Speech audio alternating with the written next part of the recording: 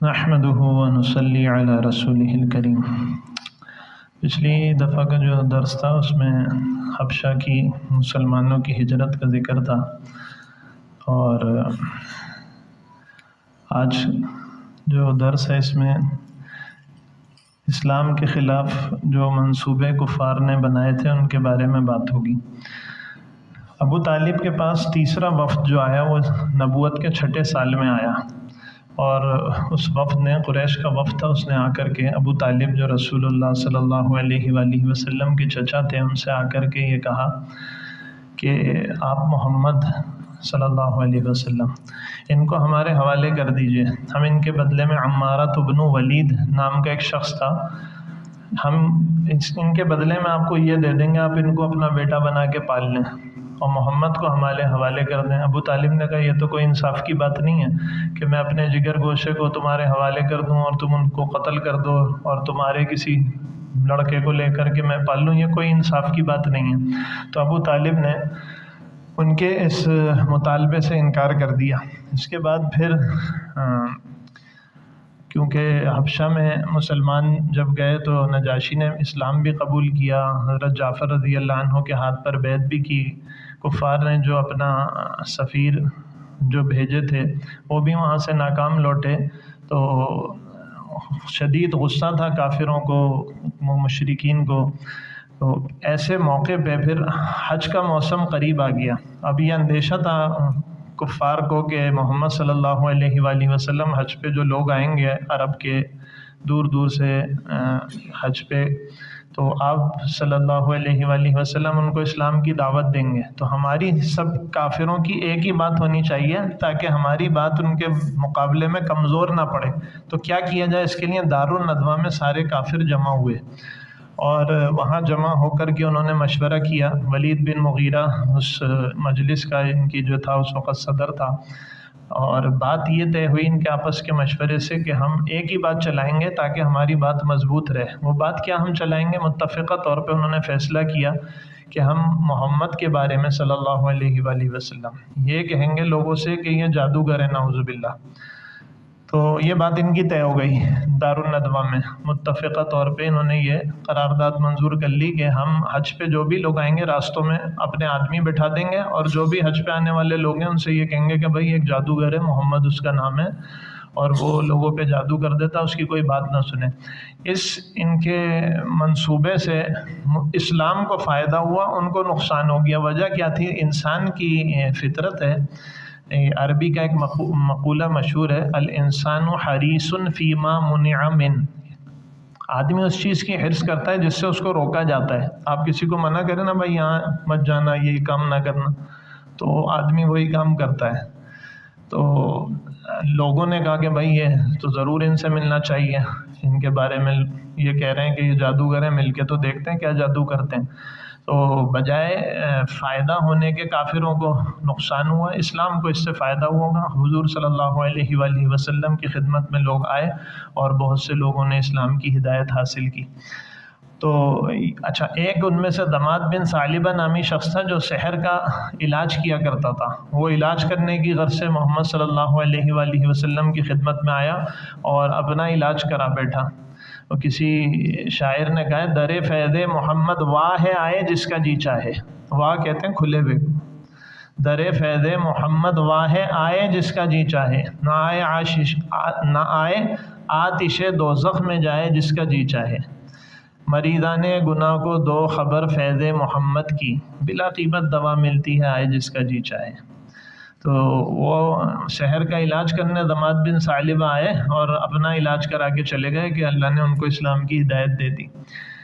پھر اس کے بعد کافروں نے کیا کیا کہ ان کا ایک بہت زیرک اور ذہین آدمی تھا عتبہ، وہ محمد صلی اللہ علیہ وآلہ، اب سارے حربے تو نرمی گرمی سختی ہر طرح سے محمد صلی اللہ علیہ وآلہ وسلم کو حق کی دعوت سے روکنے کی کوشش کی کفار اور مشرکین نے۔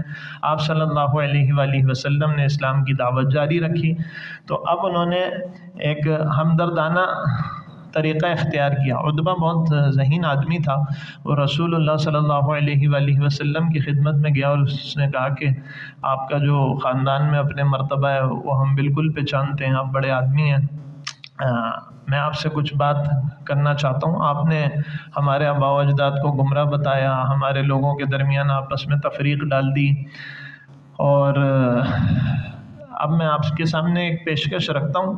ہمارا آپ کا اختلاف ہے، ہو سکتا ہے وہ اختلاف اس پیشکش سے ختم ہو جائے، تو آپ میری بات سنیں گے؟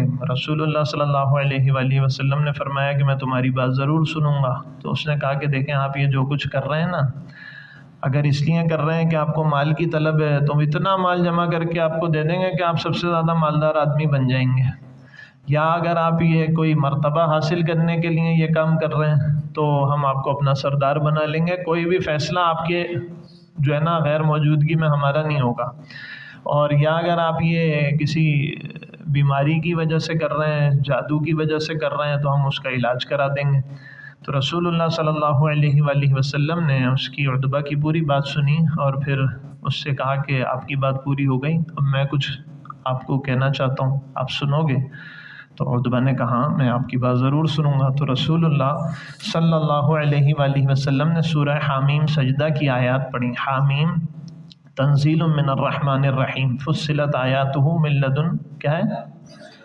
کتاب فصلت آیاتہ قرآنا عربیا لقوم یعلمون بشیرا ونذیرا فاعرض اکثرهم فہم لا یسمعون. یہ آیات آپ صلی اللہ علیہ وآلہ وسلم نے سورہ حامیم سجدہ کی پڑھی. تو وہ جو عتبہ تھا جب واپس اپنے کافر سرداروں کے اندر گیا تو سارے لوگوں نے اسے دیکھ کے کہا بھائی تم جیسے گئے تھے نا اس حالت پہ واپس نہیں آئے ہو، کیا بات ہے؟ تو اس نے عتبہ نے ان لوگوں سے یہ کہا کہ بھائی دیکھو، یہ جو محمد سے میں نے ایسا کلام سنا ہے کہ نہ وہ جادو ہے نہ وہ کاہنوں کا کلام ہے، وہ ایسا کلام تو میں نے کبھی سنا ہی نہیں. اور میں تو تمہیں یہ کہتا ہوں کہ ان کو ان کی حالت پہ چھوڑ دو، یا تو یہ غالب آ جائیں گے تو ان کی عزت ہماری عزت ہوگی، ان کا غلبہ ہمارا غلبہ ہو، یا انہیں کوئی اور قتل کر دے گا تو ہمارا کام ویسے ہی ہو جائے گا. تو میرا تو مشورہ یہ ہے کہ ان کو ان کے حال پہ چھوڑ دو. تو اس میں سے کسی کافر نے کہا کہ محمد کا جادو تو تمہارے اوپر بھی لگتا ہے کہ چل گیا. انہوں نے کہا بھائی میرا تو مشورہ یہ ہے، باقی تم جو کہو میں اس کے لیے تیار ہوں. بہرحال یہ انہوں نے ایک ہمدردانہ پیشکش آپ صلی اللہ علیہ وآلہ وسلم کے سامنے کی. اس کے بعد پھر کیا کیا کہ مذاکرات کی ایک کوشش اور کی. رسول اللہ صلی اللہ علیہ وآلہ وسلم طواف کر رہے تھے، کچھ کفار سے آپ صلی اللہ علیہ وآلہ وسلم کا سامنا ہوا. تو ان میں سے کسی نے کہا کہ ہم آپ ایک متفقہ جو ہے نا معاہدہ کر لیتے ہیں کہ آپ ہمارے جو یہ بت ہیں جن کو ہم معبود کہتے ہیں آپ ان کی عبادت کرو، ہم آپ جس کو اپنا معبود مانتے ہو اس کی عبادت کر لیں گے. یا بعض روایات میں آتا ہے یہ کہا کہ 1 سال ہم آپ کے معبود کی عبادت کر لیں گے، 1 سال آپ ہمارے معبود جن کو ہم کہتے ہیں یعنی بت ان کی آپ پوجا کر لو. نعوذ باللہ. تو رسول اللہ صلی اللہ علیہ وآلہ وسلم پر اللہ جل شانہ نے سورہ کافرون اتاری. قل یا ایھا الکافرون لا اعبد ما تعبدون ولا انتم عابدون ما اعبد ولا انا عابد ما عبدتم ولا انتم عابدون ما اعبد لکم دینکم ولی دین. تو اللہ جل شانہ نے یہ آیات اتاری کہ بھائی میں ان بتوں کی عبادت نہیں کرتا جن کی تم عبادت کرتے ہو، نہ میں کرنے والا ہوں آئندہ کبھی، اور جس اللہ کی میں عبادت کرتا ہوں اس کی تم عبادت نہیں کرتے. تمہارے لیے تمہارا دین اور میرے لیے میرا دین. تو ان کی یہ پیشکش بھی، یہ مذاکرات بھی اس طرح ختم ہو گئے. آگے اس کے بعد کیا ہوا؟ اب حبشہ میں مسلمانوں کو سکون کے ساتھ رہنے کا موقع مل گیا. حبشہ کا جو بادشاہ تھا نجاشی وہ بھی مسلمان ہو گیا، کافروں کا وفد وہاں سے ناکام لوٹا. اب مکہ مکرمہ میں کچھ ہی مسلمان رہ گئے تھے رسول اللہ صلی اللہ علیہ وآلہ وسلم کے ساتھ، باقی تو ہجرت کر کے حبشہ چلے گئے تھے. تو اب انہوں نے مسلمانوں کا معاشرتی بائیکاٹ یعنی ان سے قطع تعلق ہر طرح کا کرنے کا پروگرام بنایا. اور رسول اللہ صلی اللہ علیہ وآلہ وسلم بھی اور جو اس وقت مسلمان تھے وہ سب ان کو ایک گھاٹی میں مقید کر دیا. اس گھاٹی کا نام ہے شعب ابی طالب. شعب گھاٹی کو کہتے ہیں عربی میں، 2 پہاڑوں کے درمیان کی جگہ. وہ تصویر دکھائیے گا. صفا کی پہاڑی جہاں پہ ہے تو وہاں سے جب باہر نکلتے ہیں تو ایک آپ نے دیکھا ہوگا اونچی اونچی دیواریں بنی ہوئی، وہ جبل ابی قبیس ہے اصل میں، وہ جبل ابی قبیس پہ بڑی بڑی بلڈنگیں بنی ہوئی ہیں، مہمان خانے ہیں وہ. تو وہاں سے آپ پیچھے کی طرف جائیے جہاں وہ مکتبہ ہے، جہاں پہ رسول اللہ صلی اللہ علیہ وآلہ وسلم کی جائے پیدائش ہے، جہاں زمزم کا پانی بھی لوگ بھر رہے ہوتے ہیں، تو وہ تو اس طرف ہے. اس کے دائیں طرف آپ دیکھیں تو یہ گھاٹی ہے، پہاڑوں کے درمیان کی یہ جگہ ہے. یہ تصویر سیدھی ہو سکتی ہے؟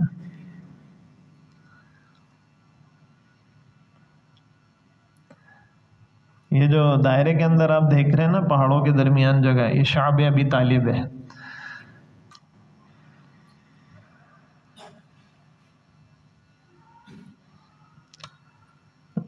دوبارہ سلائڈ پہ لیں.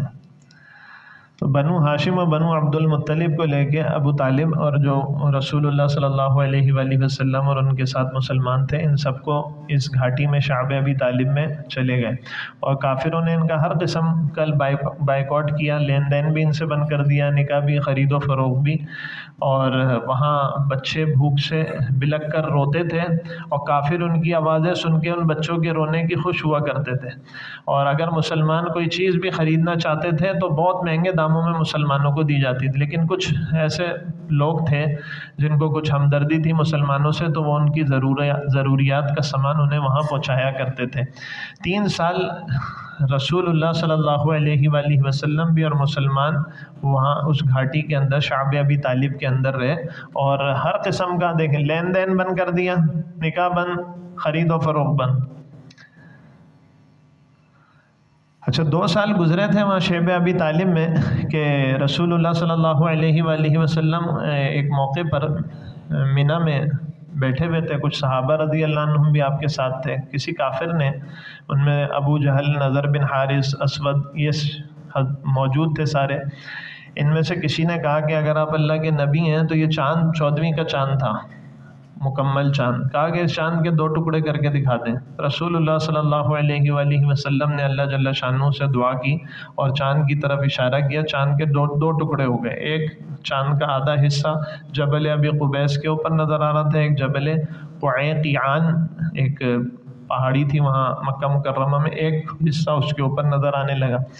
عبداللہ بن مسعود، حذیفہ، جبیر بن مطعم رضی اللہ عنہم یہ اس واقعے کے عینی شاہدین تھے، یہ اس وقت وہاں موجود تھے.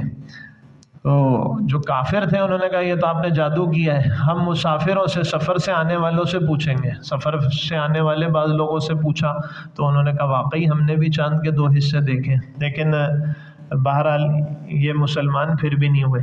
اچھا سراندیپ یہ سری لنکا میں ایک جگہ ہے، وہاں مالابار کا ساحل ہے، وہاں کچھ مسلمان اترے. تو وہاں کا جو راجہ تھا اس وقت کا وہ کافر تھا، تو وہ مسلمانوں کی اس سے ملاقات ہوئی، بات چیت ہوئی. اچھا وہ جو آئے تھے مسلمان، وہاں حضرت آدم علیہ السلام کا جو قدم مبارک کی جگہ ہے وہ دیکھنے کے لیے آئے تھے. آپ حضرات کو پتہ ہوگا کہ جب حضرت آدم علیہ السلام کو اور بی بی حوا کو اللہ جل شانہ نے جنت سے زمین پہ اتارا، تو حضرت آدم علیہ السلام کو سری لنکا میں اتارا، اور حضرت جو بی بی حوا تھیں ان کو جدہ کا نام، جدہ اصل میں دادی کو کہتے ہیں، جدہ نام اس کا اسی لیے پڑا. جد دادا کو کہتے ہیں، جدہ دادی کو کہتے ہیں. جدہ وہ نام اسی لیے پڑ گیا کہ حضرت بی بی حوا کو وہاں اتارا گیا تھا. تو وہاں حضرت آدم علیہ السلام کے قدم کی جگہ دیکھنے کے لیے وہ مسلمان وہاں اترے. تو وہاں کا جو کافر اس وقت کا راجہ تھا اس سے اس کی ملاقات ہو گئی مسلمانوں کی. تو حضور صلی اللہ علیہ وآلہ وسلم کے معجزات کا تذکرہ آ گیا وہاں پہ. تو یہ شق قمر کے تذکرے کو جب اس نے سنا راجہ نے، تو اس نے اپنے جو نجومی تھے ان کو بلایا اور کہا کہ بھائی ہمارے جو ہے نا دفتروں میں یہ بات دیکھو. تو انہوں نے اس کے جو نجومی تھے انہوں نے اپنے دفتروں میں دیکھ کر کے بتایا ہاں فلاں تاریخ کو چاند کے 2 ٹکڑے ہوئے تھے، ہمارے دفتروں میں یہ بات لکھی ہوئی ہے. تو یہ بات سن کر کے وہ راجہ مسلمان ہو گیا. تو بہرحال یہ معجزہ شق قمر کا، اس کا قرآن میں بھی اللہ جل شانہ نے ذکر کیا، اقتربت الساعۃ وانشق القمر۔ تو یہ رسول اللہ صلی اللہ علیہ وآلہ وسلم کے معجزات میں سے ایک معجزہ تھا۔ معجزہ یاد رکھیے یہ انبیاء علیہم السلام کے ساتھ خاص ہے۔ ہمارے یہاں بعض لوگ بعض بزرگوں کی باتوں کہتے ہیں یار معجزہ ہو گیا، کوئی بہت شدید بیمار تھا، مرنے کے قریب ہو گیا تھا، صحت یاب ہو گیا، کہتے ہیں معجزہ ہو گیا۔ تو بزرگوں کے ہاتھ سے اگر کوئی چیز ظاہر ہو نا تو اس کو کرامت کہتے ہیں۔ معجزہ انبیاء علیہم السلام کے ساتھ خاص ہے۔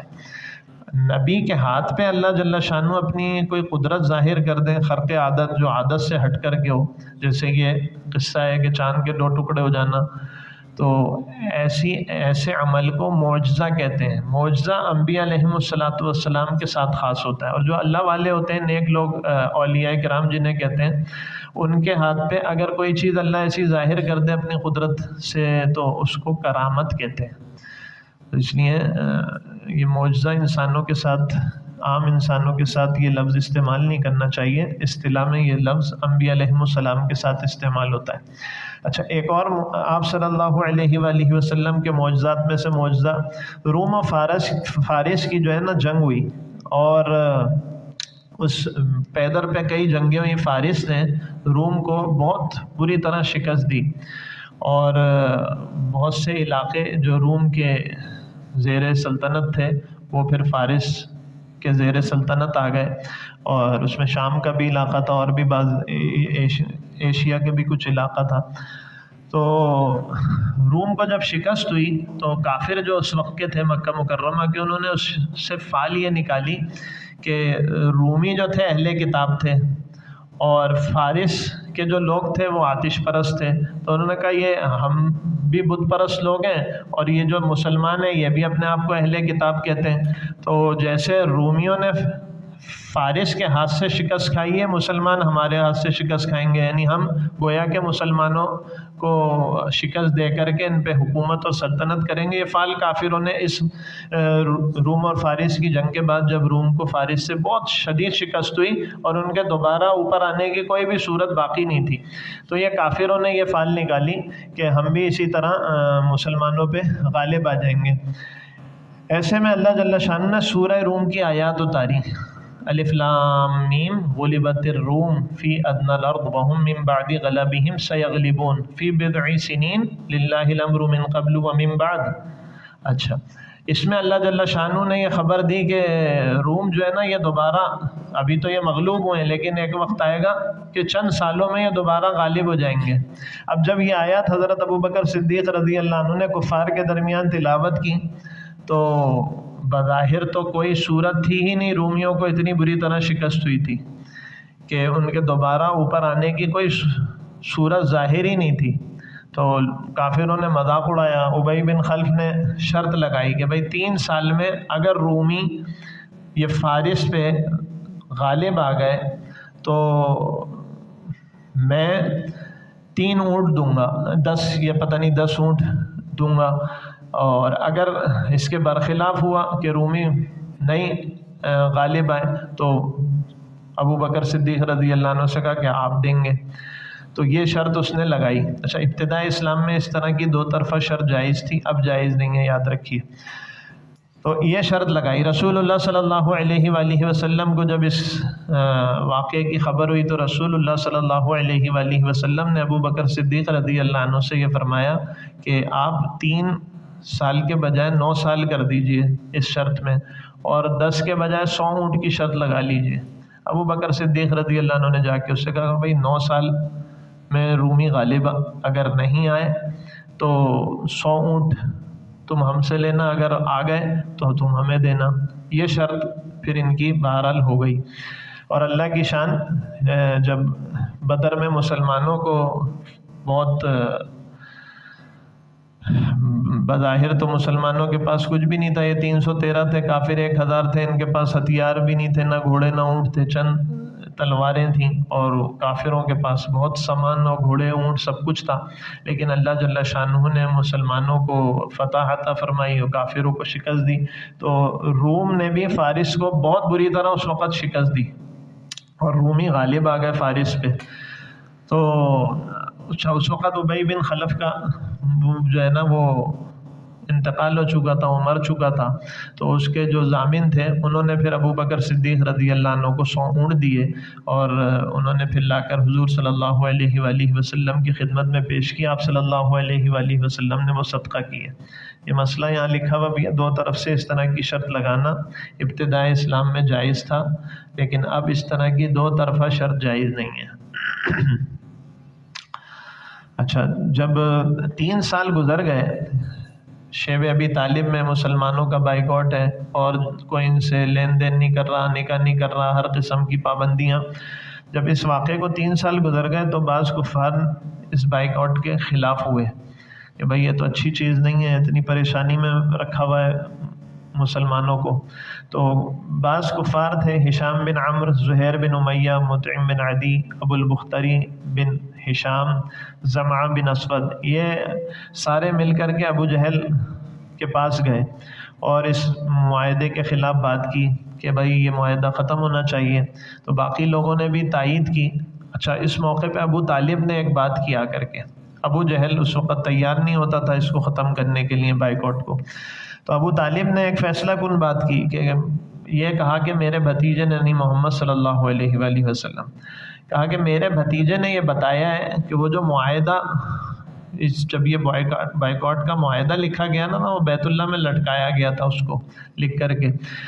تو ابو طالب نے یہ کہا ان کافروں کے اس وقت جو سردار تھے ان سے، ابو جہل بھی تھا ان میں، کہ میرے بھتیجے نے مجھے یہ بتایا کہ وہ معاہدہ سارا کا سارا کیڑے کھا گئے ہیں، اس میں صرف لفظ اللہ باقی بچا ہے، باقی سب ختم ہو گیا ہے۔ اگر یہ بات صحیح ہے تو پھر اس بائیکاٹ کو ختم کیا جائے، اور اگر یہ غلط ہے تو بھائی ٹھیک ہے، اس کو چلنے دو۔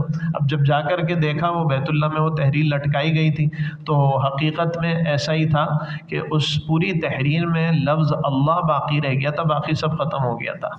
تو بہرحال یہ پھر مسلمانوں کو وہاں سے نکالا گیا، ان کا جو بائیکاٹ تھا وہ ختم کیا گیا۔ اچھا، معاشرتی بائیکاٹ سے ہمیں کیا درس اور کیا عبرتیں ملتی ہیں وہ دیکھیے۔ پہلی بات تو یہ، کفار نے سوچ بچار کے بعد بائیکاٹ کے دفعات مقرر کیے۔ نکاح پر پابندی، یہ معاشرتی بائیکاٹ، لین دین پر پابندی، اقتصادی معاشی بائیکاٹ، اور راستے بند کرنے کے لیے ہر قسم کی مجلس پر بھی پابندی لگا دی، کہیں بھی مسلمان مل کے بیٹھ نہیں سکتے تھے۔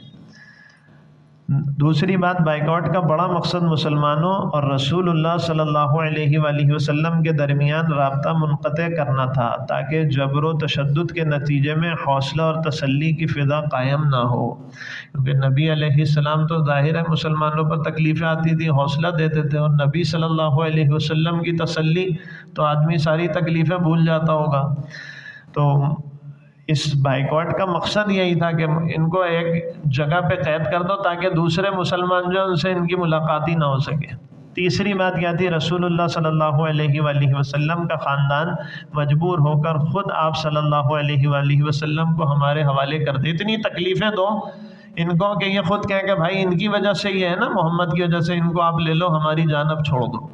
تو یہ بائیکاٹ کا تو مقصد یہی تھا کہ خاندان آپ صلی اللہ علیہ وآلہ وسلم کا مجبور ہو کر خود آپ صلی اللہ علیہ وآلہ وسلم کو ہمارے حوالے کر دیں، اور ہم آپ صلی اللہ علیہ وآلہ وسلم کو علانیہ قتل کر کے اس قصے کو ختم کر دیں۔ چوتھی بات، اچھا دیکھیں، یہ جو اتنی تکلیف میں مسلمان رہے، بچے روتے تھے بھوک سے، چیخیں نکلتی تھیں بچوں کی، پہاڑوں کے درمیان کیسا منظر ہوتا ہوگا۔ اس سے یہ پتہ، اللہ کو کیا ضرورت تھی اپنے محبوب نبی علیہ السلام کو ایسی تکلیف میں ڈالنے کی؟ اللہ تو چاہتے ویسے ہی جو ہے نا سارے کافروں کو ہدایت دے دیتے۔ اس سے یہ پتہ چلتا ہے کہ قربانی حق کے راستے میں یہ مقصود ہے، قربانی کے بغیر دین زندگیوں میں نہیں آتا ہے۔ چوتھی بات دیکھیے، مسلمانوں کے درمیان رابطہ ختم کر کے ان کے درمیان بدگمانی اور توڑ پیدا کیا جا سکے، یہ مقصد تھا اس بائیکاٹ کا۔ نمبر 5، موسم حج میں چونکہ لڑائی قتل منع تھا، آپ صلی اللہ علیہ وآلہ وسلم اس فرصت سے فائدہ اٹھا کر آنے والوں کو دعوت دیتے، گویا داعی پر دعوت کا دروازہ بند نہیں کیا جا سکتا۔ داعی تو جہاں ہوگا وہاں دعوت کا کام شروع کر دے گا۔ بھائی دیکھیں، ڈاکٹر ہوتا ہے نا، وہ ہر جگہ ڈاکٹر ہوتا ہے، شادی میں بھی کوئی کسی سے ملاقات کرائے گا نا ڈاکٹر، کہیں گے یہ ڈاکٹر صاحب ہیں بھائی فلاں اسپتال میں ہوتے ہیں. تو ڈاکٹر صرف کلینک یا ہسپتال میں ڈاکٹر نہیں ہے، جہاں جاتا ہے ڈاکٹر ہوتا ہے. فوجی کو دیکھا آپ نے، فوجی افسر ہو ریٹائرمنٹ کے بعد بھی اس کے ساتھ وہ لگا ہوا ہوتا ہے اس کا رینک. جہاں جائے گا کہیں گے کیپٹن صاحب آ گئے، میجر صاحب آ گئے، کرنل صاحب آ گئے، اور بریگیڈیئر جنرل ہو تو بات ہی کیا ہے. ہر جگہ اس کا یہی تعارف ہے نا. تو مسلمان کے ذمہ دعوت کا کام ہے. مسلمان تو ہر جگہ مسلمان ہے، ہر جگہ داعی ہے، جہاں جائے دعوت کا کام شروع کر دے بھائی. اور مایوس نہیں ہوتا دائی. حضرت یوسف علیہ السلام جیل میں ڈالے گا، وہ یہ سوچتے بھائی جیل سے جب رہا ہو جائیں گے پھر انشاءاللہ تبلیغ کریں گے. وہیں قیدی آئے تو ان کو دعوت توحید کی دینا. ارباب متفرقون خیر ام اللہ الواحد القہار، کہ بھائی یہ بہت سے متفرق الہ معبود یہ زیادہ بہتر ہے، یا ایک اللہ واحد جو زبردست قدرت طاقت والا ہے وہ زیادہ بہتر ہے. ہر آدمی کہے گا ایک کو راضی کرنا آسان ہے، 100 کو راضی کرنے کے لیے تو بڑے پاپڑ بیلنا پڑیں گے. تو یوسف علیہ السلام نے یہ نہیں سوچا کہ جیل سے نکلیں گے تو پھر تبلیغ کریں گے، دعوت دیں گے، وہیں کام شروع کر دیا. ہمارے ساتھی یمن گئے جماعت میں، تو وہاں 9/11 کا واقعہ ہو گیا. اس موقع پہ تو جتنے بھی غیر ملکی لوگ تھے ان بہت سو کو اٹھا کے وہاں اس وقت یمن کی حکومت نے جیلوں میں ڈالا. تو ان کی جماعت کو بھی پورے 40 دن جیل میں لگوایا. آخری سال کی جماعت تھی. تو جب ہم یمن گئے تو ان میں سے 2 ساتھی ایسے تھے جن کو سال کے دوران جیل میں ڈالا گیا، تو وہ ہماری جماعت میں دوبارہ 7 مہینے کے لیے یمن گئے تھے. تو انہوں نے وہ مقام بھی دکھایا ایک جگہ کا، یہ دیکھ رہے ہیں جگہ، یہاں سے ہماری جماعت کو اٹھا کے جیل لے کے گئے. اور کہہ رہے ہیں جیل میں اتنا کام ہوا تو پوری دنیا کے ہمیں لوگ مل گئے بہت سے ملکوں کے. وہاں ہم تعلیم بھی کرتے تھے، لوگوں کو دعوت بھی دیتے تھے، جماعت سے نمازیں بھی پڑھتے تھے. خوب کام ہو گیا بھائی. 40 دن بعد جیل سے نکال کے سیدھا ایئرپورٹ پہنچا کے پاکستان بھیج دیا. تو دعوت کا کام تو ہر جگہ ہو سکتا ہے.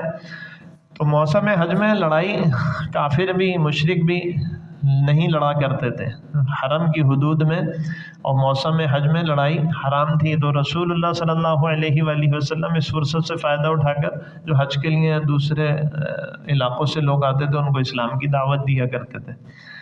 نمبر 6، معاشرتی بائیکاٹ کے واقعے سے یہ بات سمجھ آتی ہے کہ داعی کا لوگوں سے کٹ کر کسی خاص جگہ میں مقید ہو جانا باطل کی خواہش ہے.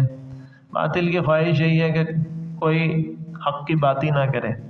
داعی کو عامت الناس سے تعلقات رکھنے چاہیے اور حق پیغام کو پھیلانے کی پوری کوشش کرنی چاہیے.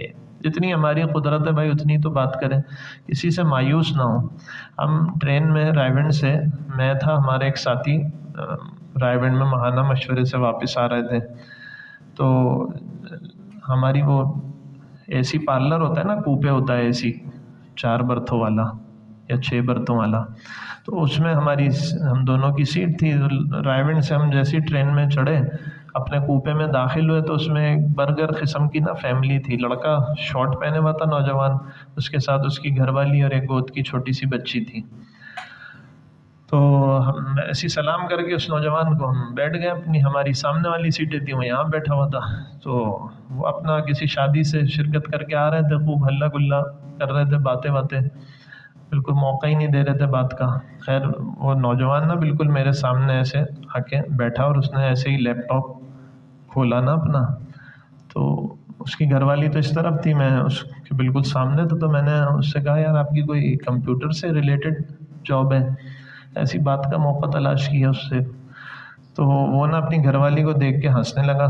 وہ تو کیا ہی بولتا، اس کی بیوی نے فوراً کہا کہ یہ ڈرامہ آرٹسٹ ہیں اور یہ فلاں کسی ٹی وی چینل کا نام لکھے گا، یا اس پہ اس کا وہ اتنی قسطوں کا فلاں نام سے ڈرامہ آتا ہے، تو یہ اس کا ہیرو ہے.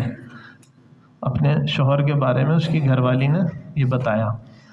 اچھا خیر میں ادھر ادھر کی اس سے پہلے باتیں کرتا رہا مانوس کرنے کے لیے. باتوں کے دوران ہمارا جو ساتھی تھا میرے ساتھ، بھائی عامر تھے ہمارے، تو انہوں نے ساتھی نے اس سے کہا کہ بھائی یہ عالم دین ہے، میری طرف اشارہ کر کے کہا کہ یہ عالم دین ہے. آپ یقین جانیں ان دونوں کے بیٹھنے کا انداز بدل گیا، اور وہ ایسے ادب سے یوں کر کے نا بیٹھ گیا، اور ان دونوں نے یہ کہا کہ آپ کوئی قرآن حدیث کی بات ہمیں سنائیں، ہمیں کسی عالم سے اللہ اس کے رسول کی بات سننے کا بہت شوق ہے۔ آپ دیکھیے کیسے ماحول میں وہ رہتا ہوگا، لیکن اس کے اندر بھی ایمان کی چنگاری موجود ہے۔ اس نے کہا کہ آپ ہمیں کوئی اللہ رسول کی بات سنائیں، ہمیں تو کسی عالم سے قرآن حدیث کی اللہ رسول کی بات سننے کا بہت شوق ہے۔ خیر میں نے پھر بات کی، تقریباً آدھے گھنٹے بات کی، بات ختم ہو گئی ہماری۔ تو باتوں کے دوران ایسے ہی جو ہے نا بات نکلی کہ بھائی، اس نے کہا کہ آپ مجھے مولانا طارق جمیل صاحب سے ملوا سکتے ہیں؟ میں نے کہا کیوں نہیں ملوا سکتے، فلاں تاریخ کو کراچی آئیں گے، آپ کو ملوا دیں گے۔ یہ لاہور کی رہنے والی ہی فیملی تھی، لیکن کراچی میں اس نے گھر لیا ہوا تھا، یہاں اس کا کام چلتا تھا، یہ ڈرامے وغیرہ، تو یہاں رہتا تھا وہ۔ تو میں نے کہا ٹھیک ہے، فلاں تاریخ کو میں نے معلومات کی مولانا آ رہے ہیں، ملاقات کرائیں گے۔ اللہ کی شان، وہ بڑا شلوار قمیض اور ٹوپی پہن کے اس تاریخ کو جس نے ہم نے بلایا آ گیا مولانا طارق۔ اچھا، اس کی گھر والی کہنے لگے میں مل سکتی ہوں مولانا سے؟ میں نے کہا آپ کو بھی ملوا دیں گے۔ خیر مولانا کی گھر والی بھی آئی ہوئی تھی، اس کی گھر والی مولانا کی اہلیہ کے پاس چلی گئیں، اس کو مولانا کے سامنے ایسی بٹھایا۔ 5-10 منٹ مولانا طارق جمیل صاحب نے اس سے بات کی، بات آئی گئی ہو گئی۔ پھر کچھ عرصے کے بعد مولانا طارق جمیل صاحب کا اقرا یونیورسٹی میں بیان تھا، تو میں نے اس سے رابطہ کیا، اس کو جا کے گھر سے لیا، کلفٹن پہ وہ رہتا تھا لڑکا، اس کو میں لے کے آیا، مولانا طارق جمیل صاحب کا بیان سنوایا۔ خیر وہ پھر رابطہ ہمارا کبھی کبھی اس سے ہو جاتا تھا، لاہور واپس چلا گیا۔ تقریباً اب سے 1-1.5 سال پہلے میں لاہور گیا، تو میں نے اس سے رابطہ کیا، تو اس نے کہا ٹھیک ہے میں رات کو دیر سے آؤں گا۔ میں 2 رات کے لیے گیا تھا یا 1 رات کے لیے، تو وہ کہنے لگا کہ میں رات کو دیر سے آؤں گا، مجھے کہیں جانا ہے۔ میں انتظار کرتا رہا، وہ آیا نہیں۔ اچھا صبح جو ہے نا اس کی صبح ہی ظہر کے بعد ہوتی ہے، رات بھر جاگتا ہے، صبح دن بھر سوتا ہے۔ خیر میں اس کے گھر کسی طرح سے پہنچ گیا، وہ جو ہے نا اس کے والدہ نے کمرے میں بٹھایا اس کو، اسی وقت سو کے اٹھا تھا، کوئی 2:30-3 بجے کا وقت تھا، وہ آ گیا، بیٹھا بڑا خوش، ارے تنویر بھائی آپ نے تو چھاپا ہی مار دیا آج گھر پہ۔ خیر ہم نے اس سے بات کی تھوڑی سی، میں نے اسے پھر شب جمعہ میں جانے کی ترغیب دی کہ بھائی تمہارے یہاں ابراہیم مسجد ہے، مرکز ہے فیروز پور روڈ پہ، وہاں جمعرات کو تو مغرب سے عشاء تک کے لیے صرف چلے جایا کر۔ اس نے کہا تو کوئی مسئلہ ہی نہیں ہے تنویر بھائی، میں جاؤں گا انشاءاللہ۔ خیر اتنا ہم نیت کرا کے اسے آ گئے۔ ایک جمعرات آئی، بھول گیا اسے یاد دہانی کرانا، اگلی جمعرات کو میں نے اسے فون کیا تو اس نے فون نہیں اٹھایا۔ مغرب کے بعد رات 10-10:30 بجے اس کا فون آیا میرے پاس، کہہ رہے ہیں یار تنویر بھائی مزہ آ گیا، بڑا زبردست تجربہ رہا، میں ابھی وہاں ابراہیم مسجد سے عشاء پڑھ کے نکلا ہوں، مغرب میں وہاں پہنچ گیا تھا، میں نے بیان سنا اور جو ہے نا میں اچھا پھر اس نے مجھے ایک مرتبہ میسیج بھیجا کہ تنویر بھائی آپ نے مجھے قرآن کا ترجمہ دیا تھا مفتی تقی عثمانی صاحب کا، میں نے وہ پڑھنا شروع کر دیا ہے۔ اللہ کی شان۔ بہرحال کہنے کا مقصد یہ ہے کہ ہم کسی سے بھی مایوس نہ ہو بھائی، بات پہنچا دیں، ہمارے ذمہ میں کیا ہے بھائی، بات لوگوں تک حق کی پہنچانا، کیا پتہ اللہ جل شانہ کب کس کو ہدایت دیں اور کس کی زندگی کا رخ بدل دیں۔ اچھا اگلی بات یہ، بائیکاٹ کا نتیجہ یہ نکلا کہ دعوت حق کی طرف کفار متوجہ ہوئے، رسول اللہ صلی اللہ علیہ وآلہ وسلم اور صحابہ رضی اللہ عنہم کی استقامت نے کفار کی سازشوں کو ان کے ہی خلاف الٹ دیا، کافر ہی کافروں کے خلاف ہو گئے کہ بھائی کیا کر رہے ہو، یہ اتنی تکلیفیں کیوں دے رہے ہو ان کو کہ یہ ملک چھوڑ کر دوسرے ملکوں میں جانے پر مجبور ہیں، کہ حبشہ ہجرت کر کے جا رہے ہیں۔ اچھا اس کے بعد نبوت کا جو 10واں سال تھا اس کو عام الحزن کہتے ہیں۔ اس کی وجہ کیا ہے کہ رسول اللہ صلی اللہ علیہ وآلہ وسلم کے جو چچا تھے ابو طالب، آپ صلی اللہ علیہ وآلہ وسلم کے بہت انہوں نے تائید کی، بہت ساتھ دیا، آپ کے پشت پناہ تھے، تو ان کا نبوت کے 10ویں سال میں انتقال ہو گیا۔ اس کے کچھ ہی عرصے بعد رسول اللہ صلی اللہ علیہ وآلہ وسلم کی رفیقہ حیات، مشکلات میں آپ کا ساتھ دینے والی، آپ کو سب سے پہلی روئے زمین پر تسلی دینے والی، جب آپ کو نبوت ملی غار حرا سے، اماں خدیجہ رضی اللہ عنہ کے مکان میں آیا رسول اللہ صلی اللہ علیہ وآلہ وسلم، اور سب سے پہلی تسلی اماں خدیجہ رضی اللہ عنہ نے آپ کو دی۔ بعض علماء یہ فرماتے ہیں کہ آپ صلی اللہ علیہ وآلہ وسلم پر روئے زمین پہ سب سے پہلے ایمان لانے والی بھی حضرت خدیجہ رضی اللہ عنہ، اور کیا تسلی دی، واللہ ما یخزیک اللہ ابدا، اللہ کی قسم اللہ آپ کو رسوا نہیں کریں گے، ضائع نہیں کریں گے، آپ تو مہمان نوازی کرتے ہیں، صلہ رحمی کرتے ہیں، غریب عیالداروں کا بوجھ اٹھاتے ہیں، حق کی تائید کرتے ہیں، لوگوں کے کام آتے ہیں، کماتے ہیں لوگوں کے لیے، ان کی مدد کرنے کے لیے، اللہ آپ کو رسوا اور ضائع نہیں کریں گے۔ قیامت تک دنیا میں جتنا دین پھیلے گا، اسلام پھیلے گا، حضرت اماں خدیجہ رضی اللہ عنہ کے کھاتے میں۔ اور جو لوگ دین کی محنت میں اپنے گھر والوں کو یاد رکھیے، گھر والی کو خصوصاً ساتھ لے کے چلتے ہیں، وہ دین کے کاموں میں بہت ترقی کرتے ہیں، بہت آگے جاتے ہیں وہ، کیونکہ ایک پہیے پہ سائیکل چلانا یہ ہر ایک کے بس کی بات نہیں ہے۔ آپ نے دیکھا بعض لوگ ایک پہیے پہ سائیکل یا موٹر سائیکلیں چلا رہے ہوتے ہیں، ہر آدمی چلا سکتا ہے کیا؟ یہ ہر آدمی نہیں چلا سکتا، یہ بڑا فن کا کام ہے، یہ کوئی ہوگا لاکھوں میں ایک۔ لیکن دو پہیوں پہ موٹر سائیکل یا سائیکل بہت سے لوگ چلا لیتے ہیں۔ تو اسی لیے بزرگ کہتے ہیں گھر والوں کو اپنے ساتھ دین کے کام میں لے کے چلیں تاکہ آسانی سے چل سکیں۔ تو حضرت اماں خدیجہ رضی اللہ عنہا کا بھی اس دار فانی سے انتقال ہو گیا کچھ عرصے بعد۔ تو اس نبوت کے 10ویں سال کو عام الحزن، حزن غم کو کہتے ہیں، عام عربی میں سال کو کہتے ہیں، غم کا سال اس 10ویں نبوت کے سال کو نام دیا گیا۔ اچھا، پھر شوال 10 نبوی میں یعنی نبوت کے 10ویں سال شوال کے مہینے میں رسول اللہ صلی اللہ علیہ وآلہ وسلم کا حضرت سودا رضی اللہ عنہ سے جو ہے نا نکاح ہوا۔ حضرت اماں خدیجہ رضی اللہ عنہ کے انتقال کے بعد رسول اللہ صلی اللہ علیہ وآلہ وسلم کی جو چھوٹی بیٹیاں تھیں حضرت فاطمہ الزہرا رضی اللہ عنہ اور ام کلثوم رضی اللہ عنہ، یہ دونوں چھوٹی تھیں۔ رسول اللہ صلی اللہ علیہ وآلہ وسلم کو اس کی فکر رہتی تھی کہ ان کی دیکھ بھال کون کرے گا، تو رسول اللہ صلی اللہ علیہ وآلہ وسلم کے خدمت میں حضرت عثمان بن مظعون رضی اللہ عنہ کی اہلیہ حضرت خولہ بنت حکیم رضی اللہ عنہ آئیں اور آ کر کے عرض کیا کہ یا رسول اللہ، آپ کے لیے ایک کنواری اور ایک بیوہ کا رشتہ ہے۔ تو رسول اللہ صلی اللہ علیہ وآلہ وسلم نے پوچھا کہ وہ کون ہے، تو انہوں نے یہ کہا کہ کنواری حضرت ابوبکر صدیق رضی اللہ عنہ کی بیٹی عائشہ رضی اللہ عنہ ہے، اور بیوہ وہ حضرت سودا رضی اللہ عنہ ہے۔ صلی اللہ علیہ وآلہ وسلم نے فرمایا دونوں جگہ بات کریں۔ دونوں جگہ بات کی گئی، دونوں جگہ سے ہاں میں جواب آیا۔ تو رسول اللہ صلی اللہ علیہ وآلہ وسلم کا حضرت سودا بنت زمعہ رضی اللہ عنہ سے 10 شوال کو شوال کے مہینے میں نبوت کے 10ویں سال میں ان سے نکاح ہوا اور وہ ام المومنین بنی۔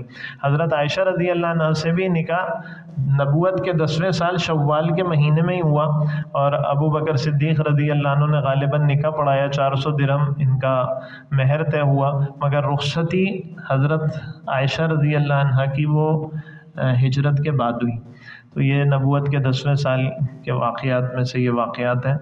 تو یہاں تک کا آج کا ہمارا درس ہے، انشاءاللہ باقی سیرت سے متعلق باتیں آئندہ درس میں بیان کر دی جائیں گی۔ اللہ ہم سب کو رسول اللہ صلی اللہ علیہ وآلہ وسلم کی سیرت پر عمل کی توفیق نصیب فرمائے۔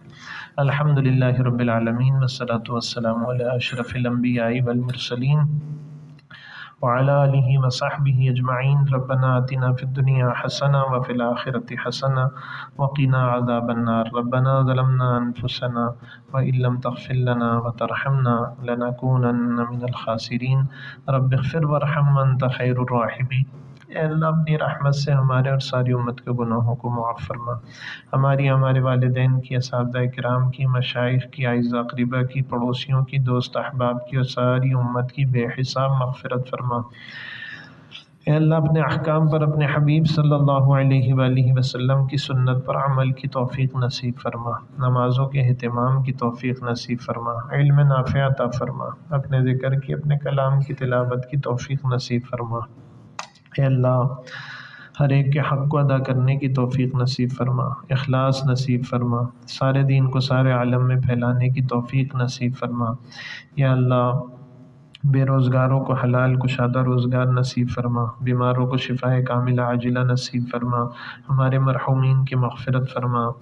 اے اللہ بے اولادوں کو اولاد کی نعمت نصیب فرما، جنہیں تو نے اولاد کی نعمت دی، اولاد کو والدین کی آنکھوں کی ٹھنڈک اور والدین کا فرما بردار بنا۔ یا اللہ جن کے بچوں بچیوں کے شادی کے لیے مسائل ہیں، جوڑ کے مناسب رشتوں کا انتظام فرما۔ یا اللہ ہمارے ملک پاکستان کی حفاظت فرما۔ ربنا تقبل منا انک انت السمیع العلیم وتب علینا انک انت التواب الرحیم۔ وصلی اللہ تعالی علی خیر خلقہ محمد وعلی آلہ وصحبہ وامتہ اجمعین آمین برحمتک یا ارحم الراحمین۔ حضرت خولہ رضی اللہ عنہ نام تھا ان کا، جو آپ صلی اللہ علیہ وآلہ وسلم کے لیے یہ رشتے کی پیشکش لائیں تھیں۔ سودا رضی اللہ عنہ، کیا بتایا؟ خولہ رضی اللہ عنہ۔